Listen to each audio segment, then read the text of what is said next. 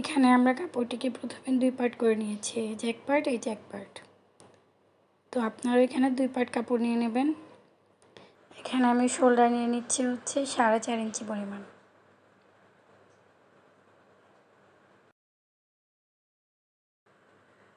এখানে আমরা আর্মহোলও 4.5 ইঞ্চি পরিমাণ নিয়ে নিচ্ছি। এখানে সেলাই সহ জামাটির মোট লম্বা নিচ্ছি হচ্ছে 23 ইঞ্চি পরিমাণ।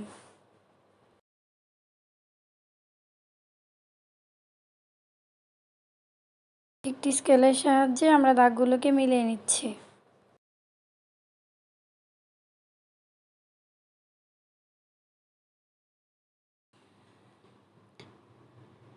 তো এখানে আমরা চেস্ট নিয়ে নিচ্ছি 7.5 ইঞ্চি পরিমাণ।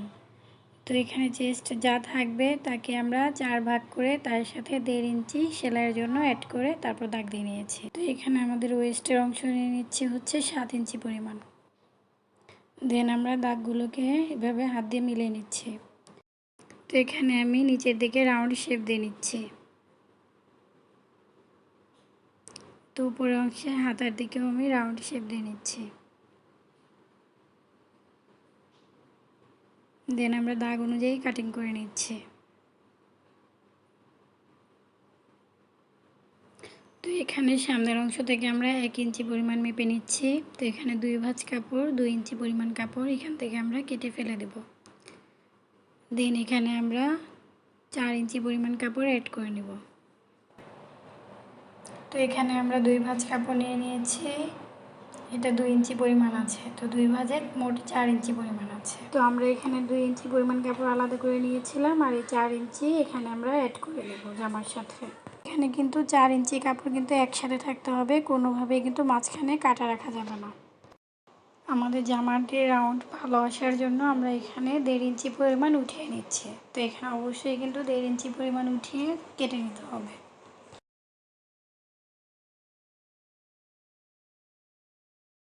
তো এখানে আমরা লাল কাপড় নিয়ে নিয়েছি। তো এখানে 2 টুকরা কাপড় আছে, এই যে নিচে একটা, ওপরে একটা।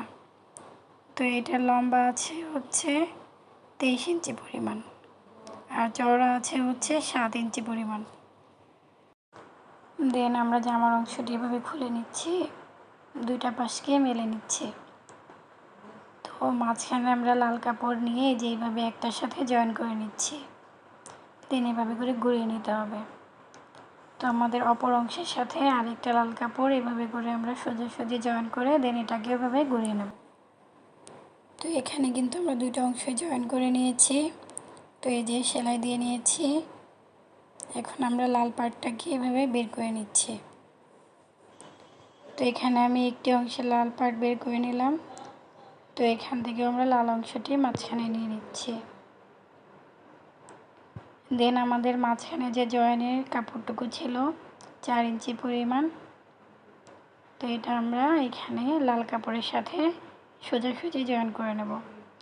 তো অবশ্যই কিন্তু উল্টা অংশের সাথে উল্টা অংশ এভাবে করে সোজা জয়েন করে নিতে হবে। এই সাইডেও কিন্তু এই কাপড়ের সাথে লাল কাপড়টি সেমভাবে সমান করে দুইটাকে সেলাই করে নিতে হবে। তো এখানে আমরা কিন্তু সেলাই করে নিয়েছি 2 পাশে, এই যে 2 পাশেই সেলাই করে নিয়েছি।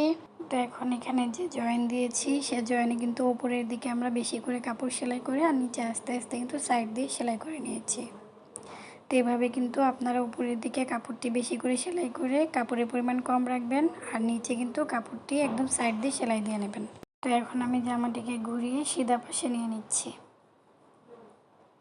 তো সিধা পাশে নেওয়ার পর আমরা এই যে লাল অংশটির মাঝখানের অংশটি আমরা একটু মার্ক করে নিচ্ছি। এদিকেও আমরা লাল অংশটির মাঝখানে মার্ক করে নিচ্ছি। দেন আমরা এই ভাঁজটিকে মাঝখান বরাবর রাখতেছি। তো এখানে মাঝখানে রাখতে হবে, আমরা সামান্য পরিমাণ লাল পাইপিনের মতো অংশ উপরে রেখে দেব, কিন্তু নিচে পুরোটাই থাকবে। তো আমরা এখানে 11 ইঞ্চিতে দাগ দিয়ে নিচ্ছি। দেন কাপড়টিকে আমরা আবারও ভালোভাবে সেট করে নিচ্ছি। তো এই ভাঁজ করা অংশে কিন্তু অল্প পরিমাণ পাইপিনের অংশ বের করে দেন আমরা এই যে এইভাবে সেলাই দিয়ে এখানে ঘুরিয়ে দেন আবার এই পাশে সেলাই করে নিচ্ছি। কাপড়টি ভালোভাবে সেট হয়ে থাকার জন্য আমরা এখানে আয়রন করে নিয়েছি। তো এখানে আমাদের যে মার্ক করা অংশ ছিল সেখানে আমরা একটি পিন আটকে নিচ্ছি। দেন আমরা উপর থেকে একদম সাইড দিয়ে সেলাই করে নিচ্ছি।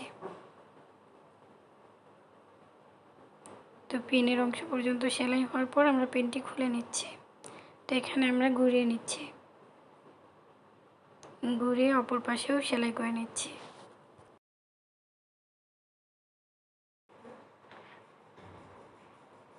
তো এখানে আমরা একটি অংশ সেলাই করে নিয়েছি। দেন অপর অংশটিও সেমভাবে আমরা পাইপিংয়ের অংশ বের করে ভাঁজ করে নিচ্ছি। এখানেও দাগ পর্যন্ত সেলাই করে নিচ্ছি। তো এখানে আমরা অপর অংশটিও সেমভাবে সেলাই করে নিয়েছি। তো এটাকে এখন 2 ভাঁজ করে নিচ্ছি। তো আমরা দুটি অংশের ভাঁজ ঠিক করে নিচ্ছি। দেন ওপরের অংশে আমরা গলা কাটিং করে নিচ্ছি। তো এখানে গলা চওড়া নিচ্ছি 2 ইঞ্চি পরিমাণ, আর এখানে লম্বালম্বি নিচ্ছি হচ্ছে 4 ইঞ্চি পরিমাণ।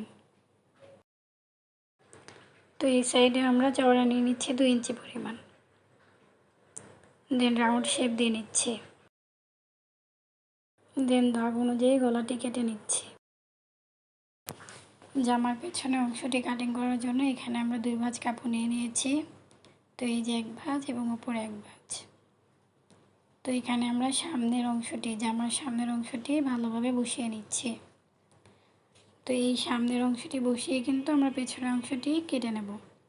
তো এটাকে সুন্দর করে আমরা সেট করে নিচ্ছি। দেন গলার অংশটি বাদ দিয়ে আমরা সব সাইডে কেটে নিচ্ছি।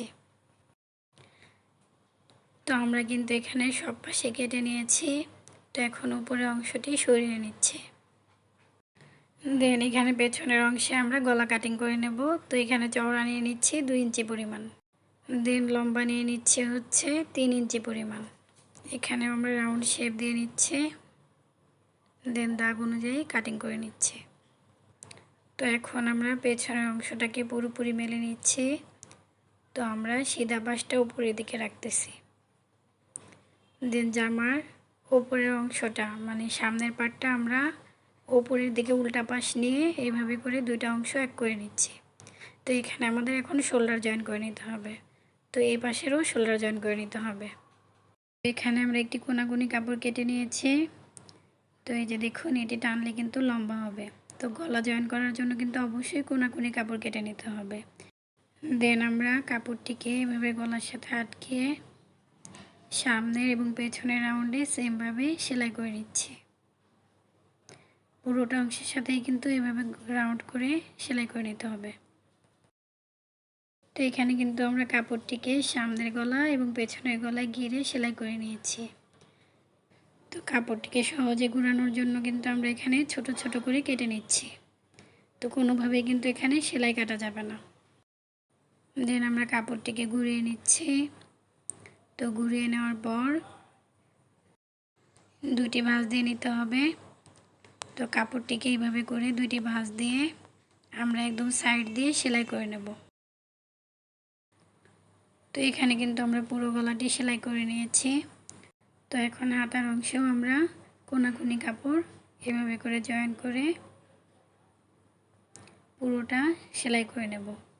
তো এই পাশেও কিন্তু সেমভাবে হাতার অংশে কোনাকুনি কাপড় এইভাবে করে সেলাই করে নিচ্ছি। তো এখানে কিন্তু আমরা এই হাতা এবং এই হাতা 2 হাতাতেই কাপড় জয়েন করে নিয়েছি। তো এখানেও সহজভাবে ঘোরানোর জন্য আমরা একটু কেটে নিচ্ছি। তো এই হাতা থেকেও আমরা কিছু পরিমাণ ছোট ছোট করে কেটে নিচ্ছি। দেন কাপড়টিকে আবার এইভাবে ডাবল ফোল্ড করে সাইড দিয়ে সেলাই দিয়ে নিতে হবে। তো এখানে আমরা আরেকটি হাতাও সেমভাবে ডাবল ফোল্ড করে একদম সাইড দিয়ে সেলাই করে নিচ্ছি। তো এখানে কিন্তু আমরা 2টি হাতাই সেলাই করে নিয়েছি। দেন আমরা 2টা পাশ একসাথে করে সাইড জয়েন করে নিয়েছি।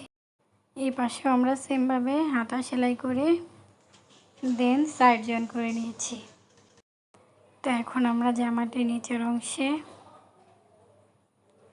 এভাবে ডাবল ফোল্ড করে পুরো ঘিরে সেলাই করে নিচ্ছি।